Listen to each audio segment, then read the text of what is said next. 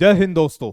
मेरा नाम है राहुल परमार और आज इस सेशन के अंदर हम डिस्कस करेंगे यूक्रेन और रशिया की ज्योग्राफी के बारे में। हमने देखा अभी कि रशिया ने यूक्रेन के ऊपर वॉर डिक्लेयर कर दिया है। रशिया ने तीन तरह से या फिर तीन साइड से यूक्रेन के ऊपर हमला बोला है। आज उन सारी जगह की बात करेंगे। रशिया यूक्रेन क्राइसिस क्या है यह आपको आसिम सर ने बताया। आज हम इन दोनों जगह की ज्योग्राफी को डिस्कस करेंगे। हम देखेंगे किस टाइप की सोइल, किस टाइप का क्लाइमेट, किस टाइप का vegetation, relief feature and ocean boundaries देखने को मिलते हैं हमें यूक्रेन और रशिया के अंदर। तो सबसे पहले बात करते हैं इन दोनों की लोकेशन के बारे में। यह है हमारा वर्ल्ड मैप। हमारे वर्ल्ड मैप में ये जो लाइन है this is our 0 degree equator. इस 0 डिग्री इक्वेटर के नॉर्थ में आने वाली सारी इस कंट्री, जो भी कंट्री इस 0 डिग्री इक्वेटर के नॉर्थ में आती है वो सारी कंट्री नॉर्दर्न हेमिस्फीयर में हो जाएगी। And this is our prime meridian. और इसके ईस्ट में आने वाली सारी जो कंट्री वो ईस्टर्न हेमिस्फीयर में हो जाएगी। तो रशिया और यूक्रेन ये दोनों हमें नॉर्दर्न एंड ईस्टर्न पार्ट में देखने को मिलता है। मतलब रशिया और यूक्रेन इन दोनों की जो लोकेशन है वो हमारे नॉर्थ ईस्ट क्वाड्रेंट के अंदर हमें दिखाई देती है। इस नॉर्थ ईस्टर्न पार्ट के अंदर ये दोनों कंट्री लाई करती है और आपस में अपनी बॉर्डर एक दूसरे के साथ शेयर करती है। तो बात करते हैं सबसे पहले यूक्रेन के बारे में।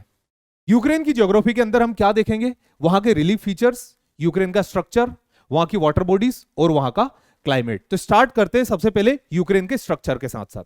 ये जो येलो कलर में आपको जो नक्शा दिखाई दे रहा है, जो कंट्री दिखाई दे रही है, इट इज यूक्रेन। यूक्रेन जो है वो हर तरफ से किसी ना किसी देश और किसी ना किसी वाटर बॉडी से टच करती है। इस टाइप के क्वेश्चन एग्जाम के अंदर काफी ज्यादा पूछ लिए जाते हैं। क्यों? क्योंकि ये एक करंट सिनेरियो का टॉपिक है। तो बात करते हैं सबसे पहले कि यूक्रेन कौन कौन सी दो वाटर बॉडीज के साथ अपनी बॉर्डर शेयर करता है। तो सदर्न पार्ट में ये नॉर्थ है, ये साउथ, ये ईस्ट और ये वेस्ट। तो सदर्न पार्ट में यूक्रेन अपनी बॉर्डर शेयर करता है ब्लैक सी के साथ और साथ ही साथ साउथ ईस्टर्न पार्ट में सी ऑफ अजो के साथ। जो सी ऑफ अजो है वो कॉमन बॉर्डर शेयर करता है यूक्रेन के साथ और साथ ही साथ जो व्हाइट कलर का आपको दिखाई दे रहा दैट इज रशिया। इसके बाद ये जो सी ऑफ अजो है इसके ईस्टर्न पार्ट में जो आपको दिखाई दे रहा, जो एक ऐसा शेप दिखाई दे रहा जो तीन तरफ से वाटर बॉडी से कनेक्ट है और एक तरफ से लैंडमास से कनेक्ट है, दैट इज क्रीमियन पेनिनसुला। ये जो क्रीमियन पेनिनसुला है और रशिया ये अपने आप को एक दूसरे के साथ सेपरेट करते हैं स्ट्रेट ऑफ कर्च से। ये स्ट्रेट्स के नाम याद रखना बहुत ज्यादा जरूरी है। स्ट्रेट ऑफ कर्च किन किन को सेपरेट करता है? क्रीमियन पेनिनसुला को रशिया के साथ, और ये किस किस को कनेक्ट करता है? ब्लैक सी को कनेक्ट करता है सी ऑफ अजो के साथ। क्वेश्चन दोनों तरीके से आ सकते हैं। क्या कि किन किन को कनेक्ट करता है? तो कनेक्ट किसको करता है? ब्लैक सी को सी ऑफ अजो से, और सेपरेट किसको करता है? क्रीमियन पेनिनसुला को सेपरेट करता है किसके साथ साथ? रशिया के साथ साथ। वहीं वेस्टर्न पार्ट की बात करें यूक्रेन की, तो यूक्रेन के वेस्टर्न में है मोल्डोवा, ये भी एक कंट्री है, रोमानिया, ये भी एक कंट्री, ये इसके वेस्ट में। और प्रॉपर नॉर्थ वेस्टर्न की बात करें तो यहां पर है पोलैंड और नॉर्थ में है बेलारूस। रशिया ने यूक्रेन के ऊपर अटैक किया है कहां से? एक तो बेलारूस तरफ से, एक स्ट्रेट ऑफ अजो की तरफ से, और दूसरा इन फ्रंट एक दूसरे की बॉर्डर जहां पर शेयर होती है वहां से। तो ये था स्ट्रक्चर यूक्रेन का। ठीक है, यूक्रेन के अंदर जो रिवर हमें दिखाई दे रही इसकी बात हम आगे करते हैं। अब बात करते हैं यूक्रेन की फिजियोग्राफी के बारे में। फिजियोग्राफी के अंदर हम क्या देखते हैं? जब किसी भी कंट्री या फिर किसी भी कॉन्टिनेंट की फिजियोग्राफी पढ़ी जाती है तो उसके अंदर उस कॉन्टिनेंट या फिर उस कंट्री की माउंटेन, प्लेट्यू, प्लेन, इन सारी चीजों को डिस्कस किया जाता है। यहां पर हम सबसे पहले बात करेंगे माउंटेन के बारे में। क्यों? क्योंकि यहां पर बहुत कम माउंटेन है या फिर सिर्फ एक माउंटेन हमें यूक्रेन के अंदर देखने को मिलेगी, दैट इज ईस्टर्न कार्पेथियंस। ये जो ईस्टर्न कार्पेथियन माउंटेन है ये यूक्रेन के वेस्ट में है, ये यूरोप के ईस्ट में, इसलिए इसको ईस्टर्न कार्पेथियन माउंटेन कहा है। बाकी ये यूक्रेन के वेस्ट में। ये माउंटेन वेस्टर्न यूक्रेन से चलती है और रोमानिया तक हमें देखने को मिलती है। जब हमें यूरोप से यूक्रेन की तरफ जाना हो तो एकमात्र रास्ता है वाया पोलैंड। क्यों? क्योंकि नीचे माउंटेन रेंजेस है। इसके अलावा हमें छोटी सी माउंटेन रेंज देखने को मिलती है क्रीमियन पेनिनसुला के अंदर। बस ये दो ही माउंटेन है यूक्रेन के अंदर। इसके अलावा सारा जो पार्ट है यूक्रेन का, या तो वहां पर अपलैंड से है, लोलैंड से। अपलैंड्स मतलब या तो वहां पर प्लेट्यूज है, लोलैंड्स या फिर वहां पर मैदान है। तो बात करते हैं सबसे पहले यहां के लोलैंड्स और अपलैंड्स के बारे में। यहां पर हमें जो अपलैंड देखने को मिलेगा दैट इज नीपर अपलैंड, जो आपको दिखाई दे रहा है डेनिपर, इट इज नॉट डेनिपर, डी यहां पर साइलेंट है। ये नीपर रिवर के ईस्टर्न पार्ट में बना हुआ प्लेन है, इसलिए इसे नीपर प्लेन कहा जाता है। And this Dnieper plain is famous for tropical chernozem. Tropical chernozem को कहा जाता ब्लैक सोइल। ब्लैक सोइल जो कॉटन सोइल भी होती है, वो इस एरिया के अंदर हमें अधिक मात्रा में देखने को मिलती है। यहां पर मिलने वाली ब्लैक सोइल के ऊपर स्टेपिस के मैदान है। स्टेपिस ग्रासलैंड के बारे में हमने पढ़ा था, तो वो स्टेपिस ग्रासलैंड यहां पर हमें देखने को मिलती है। और उसी के कारण जब ब्लैक सोइल है, क्लाइमेट यहां का टेम्परेट है, इसलिए ये रीजन बहुत फेमस है सोइल के लिए, बहुत फेमस है सोइल के लिए और साथ ही साथ एग्रीकल्चर के लिए। यह भी एक कारण है कि रशिया इसकी तरफ अट्रैक्ट कर रहा है, अटैक कर रहा है। ठीक है, क्यों? क्योंकि इस एरिया के अंदर मिलने वाली जो सोइल है वो बहुत ही ज्यादा फर्टाइल सोइल है। कहां पर? नीपर के मैदानों में। साथ ही साथ नीपर के अपलैंड में भी सेम टू सेम हमें ब्लैक कलर की सोइल देखने को मिलेगी। इसके अलावा डोनेट अजो का प्लेट्यू है, यह भी बहुत अच्छा माना जाता है एग्रीकल्चर के लिए। साथ ही साथ हमें यहां पर आयरन और टाइटेनियम का और भी देखने को मिलता है।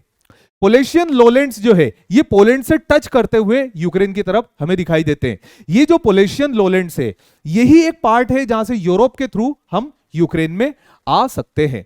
ठीक है, तो ये थी यूक्रेन की फिजियोग्राफी। अब बात करते हैं यूक्रेन के रिवर सिस्टम के बारे में। यूक्रेन के अंदर जो सबसे बड़ी रिवर है, जो यूक्रेन की लाइफ लाइन भी कहा जाता है, वो रिवर यूरोप की चौथी सबसे ज्यादा बड़ी है, that is Dnieper river. Dnieper river originate होती है वाल्दाई से, जो रशिया का पार्ट है, सेंट्रल रशिया का। वाल्दाई से ओरिजिनेट होती है नीपर रिवर और ये फ्लो करती है सदर्न पार्ट में and it creates a border between Belarus and Ukraine. फिर ये साउथवर्ड फ्लो करती है। यूक्रेन की जो कैपिटल है Kyiv is situated on the bank of river Dnieper. यहां से ये साउथवर्ड मूवमेंट करती है और साउथवर्ड मूवमेंट करने के बाद जापोरिजिया होते हुए अपना वाटर, यहां से जापोरिजिया होते हुए अपना वाटर डिस्चार्ज करती है ब्लैक सी के अंदर। जैसे कि हर रिवर की 3 स्टेजेस होती है, इस रिवर की भी 3 स्टेजेस है, youth stage, mature stage and old stage. Youth stage Valdai से लेकर के कीव तक, कीव से लेकर जापोरिजिया तक हमें देखने को मिलती है इसकी मैच्योर स्टेज। और इसकी जो लास्ट स्टेज है दैट इज डेल्टाइक स्टेज या फिर ओल्ड स्टेज, ये हमें जापोरिजिया से लेकर के देखने को मिलती है ब्लैक सी तक। इसके अलावा यहां पर दूसरी रिवर है that is Dniester river. Dniester का नाम भी डी से स्टार्ट होता है, ठीक है, बट उसे हमें नीस्टर रिवर पढ़ना है, जो कि हमें कार्पेथियन माउंटेन के पास ही दिखाई देती है। इसके अलावा बुग जैसी छोटी छोटी नदियां भी यहां पर है। यह था यूक्रेन का रिवर सिस्टम। रिवर सिस्टम को कंप्लीट करने के बाद अब हम बात करते हैं यूक्रेन के क्लाइमेट के बारे में। क्लाइमेट क्या होता है? क्लाइमेट के अलग अलग एलिमेंट्स होते हैं, जैसे टेम्परेचर, प्रेशर, रेनफॉल, ह्यूमिडिटी, ठीक है, क्लाउड्स। तो आज हम यहां के टेम्परेचर को डिस्कस करेंगे कि यूक्रेन कौन से जोन के अंदर आता है। हमने बात की थी कूल टेम्परेट वेस्टर्न मार्जिन के बारे में। अगर आपको ध्यान हो तो कूल टेम्परेट वेस्टर्न मार्जिन में मैंने आपको ब्रिटिश टाइप क्लाइमेट बताया था, वहीं कूल टेम्परेट ईस्टर्न मार्जिन में आपको लोरेशियन टाइप क्लाइमेट बताया था। तो यहां पर कूल टेम्परेट वेस्टर्न मार्जिन का क्लाइमेट हमें यूक्रेन के अंदर देखने को मिलता है। ये जो क्लाइमेट है, ये क्लाइमेट काफी ज्यादा टेम्परेट है। टेम्परेट का मतलब होता मॉडरेट। ये जो क्लाइमेट है ये ऐसा क्लाइमेट है यहां पर बहुत ज्यादा ठंड भी नहीं होती और बहुत ज्यादा गर्मी भी नहीं होती, एक मॉडरेट कंडीशन में यहां पर हमें क्लाइमेट देखने को मिलता है। तो नॉर्दर्न रीजन की बात करें तो नॉर्दर्न रीजन में समर में हमें 7 डिग्री तक टेम्परेचर देखने को मिलता है, वहीं सदर्न रीजन में समर के अंदर हमें 18 डिग्री तक टेम्परेचर देखने को मिलेगा। अब इसे ही हम विंटर में कन्वर्ट कर दे तो विंटर तो कूल टेम्परेट रीजन की हार्श होती है, तो नॉर्दर्न रीजन में हमें -8 डिग्री देखने को मिलेगा विंटर्स में, और वहीं सदर्न एरिया के अंदर -3 डिग्री टेम्परेचर देखने को मिलेगा। तो विंटर जो होती है इस रीजन की थोड़ी सी हार्श होती है। पूरे ब्रिटिश क्लाइमेट की रीजन जो होती है वो विंटर जो होती है वो हार्श होती है, बाकी यहां की जो समर होती है वो फेवरेबल होती है। दूसरा, यहां पर समर और विंटर दोनों में थोड़ी थोड़ी बारिश होती है। जो विंटर में रेनफॉल होती है, that rainfall is very good and very suitable for citrus type of fruits. Citrus मतलब खट्टे फ्रूट्स के लिए वो बहुत ज्यादा जानी जाती है। यहां पर अंगूर की खेती होती है, ठीक है, यहां पर ऑरेंज की खेती होती है, लाइम की खेती होती है, बड़े बड़े बाग यहां पर दिखाई देते। इस पूरे एरिया को द लैंड ऑफ ऑर्चार्ड भी कहा जाता है। तो ये था यूक्रेन का क्लाइमेट, ठीक है। अब यूक्रेन के बारे में हमने सब कुछ पढ़ लिया। क्या? यूक्रेन की फिजियोग्राफी पढ़ ली, यूक्रेन का रिवर सिस्टम पढ़ लिया, यूक्रेन का हमने क्लाइमेट देख लिया। अब उसके सामने जो विरोधी देश है उसके बारे में भी देखते हैं। तो आइए डिस्कस करते हैं रशिया के बारे में। सबसे पहले देखेंगे रशिया का स्ट्रक्चर, जैसे कि हमने यूक्रेन का देखा था। यहां पर हम उन सारी कंट्रीज और वाटर बॉडीज को डिस्कस करेंगे जो कि रशिया के साथ उसकी बॉर्डर शेयर करता है। स्टार्ट करते पहले रशिया कौन कौन सी वाटर बॉडीज से अपना कोस्टल एरिया टच करता है। पहले नॉर्दर्न पार्ट की बात करते हैं तो Russia बेरेंट C, sea of Kara, Laptev sea, East Siberian sea, Bering sea, sea of Okhotsk या फिर सी ऑफ ईस्ट या फिर जापान सी, इनसे अपनी बॉर्डर शेयर करता है। ये तो हो गया रशिया का कोस्टल एरिया। अब उन कंट्रीज को देखते हैं जिनके साथ रशिया अपनी बॉर्डर शेयर करता है, तभी तो लड़ाई का कारण बना हुआ है। तो बात करते हैं पहले Finland, Estonia, Latvia, Belarus, Ukraine, Georgia, Kazakhstan, Mongolia, China. इन कंट्रीज के साथ रशिया अपनी बॉर्डर शेयर करता है। अब यहां से क्वेश्चन उठने के बहुत ज्यादा चांसेस बन जाते हैं। क्यों? क्योंकि ये प्रॉब्लम किस चीज की है? ये प्रॉब्लम है बॉर्डर की। यहां पर लड़ाई कहां से हुई कि कौन किसकी टेरिटरी को एनेक्स करेगा, कहां तक जाएगा। तो हमको सारी कंट्रीज के बारे में पता होना चाहिए जिन जिन कंट्रीज से रशिया अपनी बॉर्डर को शेयर करता है। तो ये था रशिया की एनाटॉमी या फिर रशिया का स्ट्रक्चर उन सारी कंट्रीज के साथ जिनसे वो अपनी बॉर्डर शेयर करता है। यह यूक्रेन जो कि आज का हमारा घटना स्थल है, जहां पर ये जो बैटल की वॉर की कंडीशन है वो की बनी हुई है। आगे बात करते हैं, वही जैसे कि हमने यूक्रेन की फिजियोग्राफी देखी थी, अब यहां पर हम बात करेंगे रशिया की फिजियोग्राफी के बारे में। तो पहले बात करते हैं रशिया के अंदर कौन कौन सी माउंटेन्स है। तो रशिया के अंदर हमें बहुत सारी माउंटेन्स देखने को मिलती है, जैसे अल्ताई माउंटेन। ये यहां पर का ये जो ब्राउन कलर का एरिया आपको दिखाई दे रहा है जहां पर माउंटेन का नाम नहीं लिखा है, that is Caucasus mountain. Caucasus mountain. Even NDA ने क्वेश्चन यहां से पूछ लिया था। एनडीए ने क्वेश्चन पूछा था कि कौन सी माउंटेन है जो ब्लैक सी और कैस्पियन सी के बीच में आती है, जॉर्जिया और रशिया के अंदर। तो that mountain is Caucasus mountain. और कॉकेसस माउंटेन के ऊपर ही पूरे यूरोप और रशिया की हाईएस्ट पीक हमें देखने को मिलती है। तो वही आ जाएगी कॉकेसस माउंटेन के ऊपर माउंट एल्ब्रस। इसके बाद यहां पर अल्ताई माउंटेन, सयान माउंटेन के बाद वर्खोयांस माउंटेन भी हमें देखने को मिलती है। और ये जो वर्खोयांस माउंटेन है, it is the coldest inhabited place in the world. ये विश्व की ऐसी सबसे ठंडी जगह है जहां पर लोग रहते हैं। यहां पर पेनिनसुला की बात करें तो यहां पर एक इंपॉर्टेंट पेनिनसुला आता है, that is the peninsula of कामचाटका।